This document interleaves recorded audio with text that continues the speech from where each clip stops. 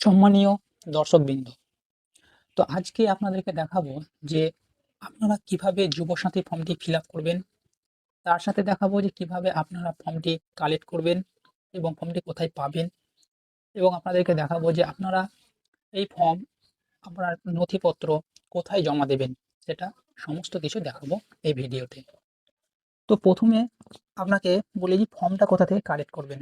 তো আপনি গুগলে চলে যাবেন। গুগলে গিয়ে আপনি এখানে লিখবেন যুবসাথী।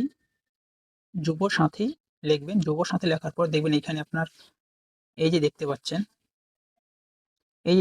যুবসাথী প্রকল্প। এখানে আপনার ক্লিক করবেন। ক্লিক করার পর আপনি একটু স্ক্রল ডাউন করে নেবেন।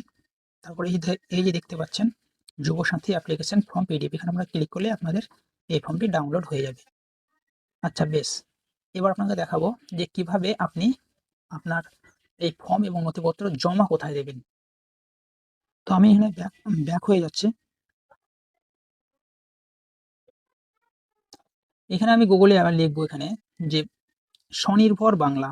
স্বনির্ভর বাংলা। স্বনির্ভর স্বনির্ভর বাংলা। এটা লেখার পর আপনারা দেখতে পাচ্ছেন এখানে এই প্রথম স্বনির্ভর বাংলাতে ক্লিক করবেন। স্বনির্ভর বাংলাতে ক্লিক করার পর দেখুন এখানে আপনার লেখা আছে find your camp 15 February to 26 February. তাহলে 15 তারিখ থেকে 26 তারিখের মধ্যে যে ক্যাম্প বসবে সে কোথায় বসবে আপনারা দেখতে পাবেন। এখানে আপনার ডিস্ট্রিক্টটা এখানে সিলেক্ট করে নেবেন। এখানে আমার বীরভূম ডিস্ট্রিক্ট আমি সিলেক্ট করে নিয়েছি। তারপর এখানে আপনার এসি অর্থাৎ বিধানসভাটা আপনাকে সিলেক্ট করতে হবে। আমার যেহেতু 294 আমি এটা করলেন, 294টা সিলেক্ট করলাম। তারপর আপনার ব্লকটাকে সিলেক্ট করে নিতে হবে। এখান থেকে আপনার ব্লকটাকে সিলেক্ট করে নিতে হবে। তো আপনার ব্লক যেটা হবে সেটা আপনি এখান থেকে বসিয়ে দেবেন। তো আমার মোরারই 2 নম্বর ব্লক, মোরারই 2 নম্বর মোরারই 2 নম্বর লেখার সঙ্গে সঙ্গে এখানে দেখতে পাচ্ছেন আপনাকে আমি দেখিয়ে দিচ্ছি। দেখতে পাচ্ছেন ভেন্যু মোরারই 2 নম্বর ব্লক, অফিস প্রেমিস। তাহলে এই জায়গাতে আমার এই আবেদন সমস্ত নথি জমা নেবে। ঠিক আছে?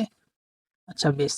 এবার আপনাদেরকে দেখাবো যে ফর্মটি কিভাবে ফিল করবেন। তো চলুন শুরু করি। আপনাদেরকে দেখিয়ে দিচ্ছি। তো চলুন শুরু করি। দেখতে পাচ্ছেন প্রথমে এখানে আপনারা ফটো, একটা রঙিন পাসপোর্ট সাইজের ফটো বসিয়ে নেবেন। তারপরে এখানে দেখুন দুয়ারে সরকার রেজিস্ট্রেশন নাম্বার, এটা বসাতে হবে না। এটা অফিস অফিস থেকে এটা বসিয়ে দেওয়া হবে। অথরিটি যারা রয়েছে, অফিসার রয়েছে, তারা এখানে বসিয়ে দেবে দুয়ারে সরকারের নম্বর। ওকে। আধার নম্বর, এখানে আপনার আধার নম্বরটি বসিয়ে দেবেন। তারপর উপভোক্তার নাম মাধ্যমিক বা সমমানের পরীক্ষা অনুযায়ী। তো মাধ্যমিকের অ্যাডমিট কার্ড অনুযায়ী আপনি আপনার নামটা এখানে লিখে দেবেন। তারপরে এখানে আপনার মোবাইল নাম্বারটা লিখে দেবেন এবং সেই মোবাইল নাম্বারটা যাতে আপনার ব্যাংক অ্যাকাউন্টের সঙ্গে লিঙ্কযুক্ত থাকে। তারপরে এখানে ইমেল আইডি আপনি এখানে বসিয়ে দেবেন। যদি থাকে তো দেবেন, যদি না থাকে তো দেওয়ার কোনো প্রয়োজন নেই। জেন্ডার, লিঙ্গ আপনি গিয়ে মেল, ফিমেল, আদার্স যেটা আপনার হবে। যদি আপনি পুরুষ হন তো পুরুষে টিক চিহ্ন মারবেন, যদি মহিলা হন তাহলে মহিলায় টিক চিহ্ন মারবেন। আমি যেহেতু পুরুষ তার জন্য আমি এখানে পুরুষের টিক চিহ্ন মেরেছি। তারপর জন্ম তারিখ, আপনার জন্ম তারিখটা এখানে বসিয়ে দেবেন। এখানে আমি আমার জন্ম তারিখটা বসিয়ে দিয়েছি। এবং এপ্রিল মাসের 1 তারিখ 2026 সাল পর্যন্ত এত তারিখ জন্ম সাল থেকে এত তারিখ পর্যন্ত আপনার কত বছর বয়স, সেই বয়সটা আপনি ক্যালকুলেট করে বসিয়ে দেবেন। আমি এখানে ক্যালকুলেট করে আমারটা বসিয়ে দিয়েছি। তা বেশ। এবার এবার দেখুন ফাদার্স নেম, পিতার নাম। আপনার বাবার নামটা লিখে দেবেন। প্রথমে আপনার বাবার ফার্স্ট নেম, তারপর একটা ঘর ফাঁকা রেখে, তারপর মিডল নেম, তারপর একটা ঘর ফাঁকা রেখে, তারপর লাস্ট নেম লিখে দেবেন। তারপর আপনার মায়ের নাম লিখে দেবেন। ফার্স্ট নেম দিয়ে থাকে তো ফার্স্ট নেম, তারপর লাস্ট নেম, তারপর একটা ঘর ফাঁকা রেখে লাস্ট নেম লিখে দেবেন। তারপর স্বামী বা স্ত্রীর নাম দিয়ে থাকে তো স্বামী বা স্ত্রীর নামটা এভাবেই লিখে দেবেন। তারপর সাধারণ শ্রেণীভুক্ত না হলে, অর্থাৎ আপনি যদি এসসি, এসটি বা ওবিসি হয়ে থাকেন তাহলে তার মাথায় একটা টিক চিহ্ন দিয়ে দেবেন। এবং তার সেই এসসি, এসটি, ওবিসি যদি সার্টিফিকেট থাকে তো সেই সার্টিফিকেটের নম্বরটি এখানে বসিয়ে দেবেন।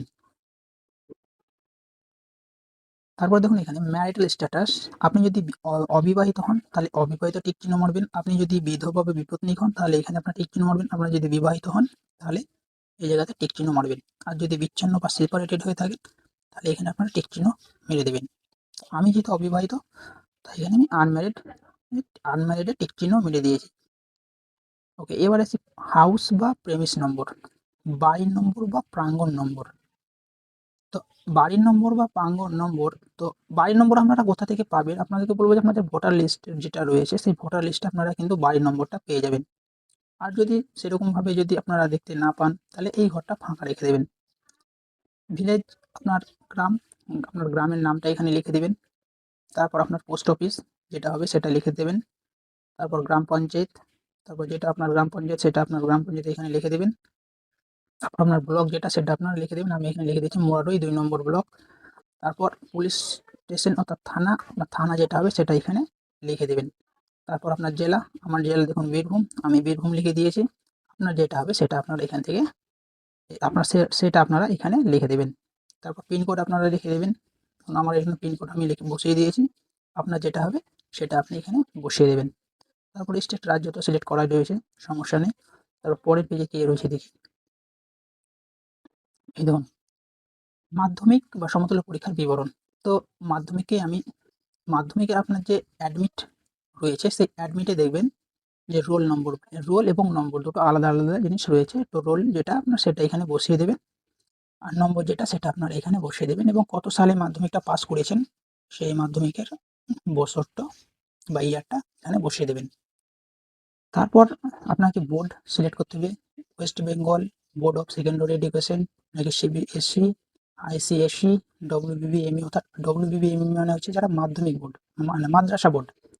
West Bengal board of Madrasah education থেকে যারা পাস করেছে তারা কিন্তু লিখবে। যেহেতু আমি ডব্লিউবিবিএসই অর্থাৎ West Bengal board of secondary education থেকে পাস করেছি তাই আমি এখানে ডব্লিউবিবিএসই এটা লিখে দিয়েছি।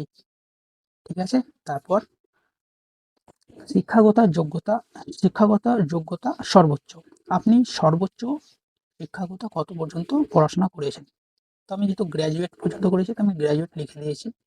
আপনারা যদি উচ্চ মাধ্যমিক হয়ে থাকেন তাহলে হায়ার সেকেন্ডারি বা এইচএস লিখে দেবেন। আর যদি শুধু মাধ্যমিক থেকে হয় তাহলে আপনারা মাধ্যমিক লিখে দেবেন।